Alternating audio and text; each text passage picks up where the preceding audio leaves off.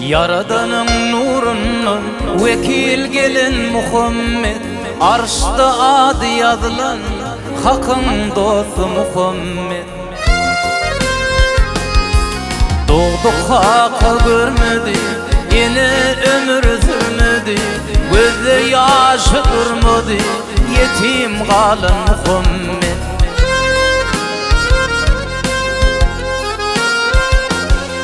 Yaşlıktan yetim kalın, çöllerde çopan bollun, zikir finalar kıllın, ımmat deyip Muhammed.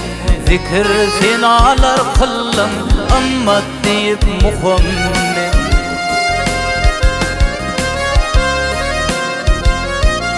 Allah marşı götürdü, kalbi nurdan doyurdu, Ahmet adım getirdi, Hak'a duşan Muhammed.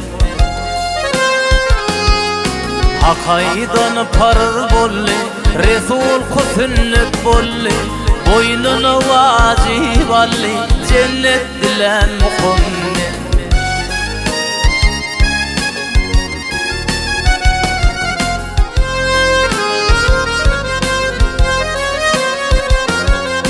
Zıvan ömür zikirde, İslam hakka fikirde,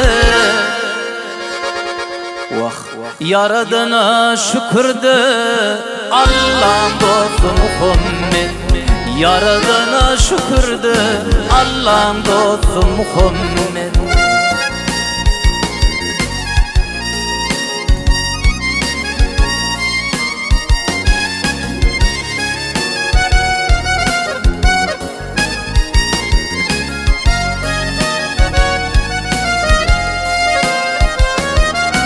Umur pelin kaydı, Bilal azan aytti, Ali Zülfikar tuttu, dört çar yarlı Muhammed.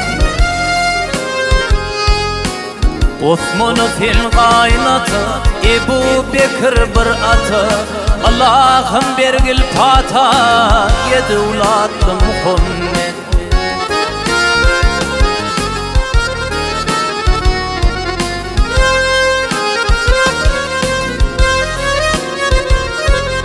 Himzi pelvan ağafi, Medine'de dayıfi, Mekke keven eyyefi, Beytullah'lı Muhammed.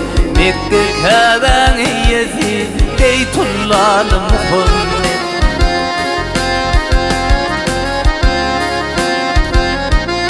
Yetim 63 yaşı, ne kova gördü başı, Hak hovan alı taşı, kalbi nurlu Muhammed. Halim vardı yurduna, köp ağladım derdine, uçmak dilep merdine, dilep alan Muhammed. Cennet isli Muhammed, dilep alan Muhammed.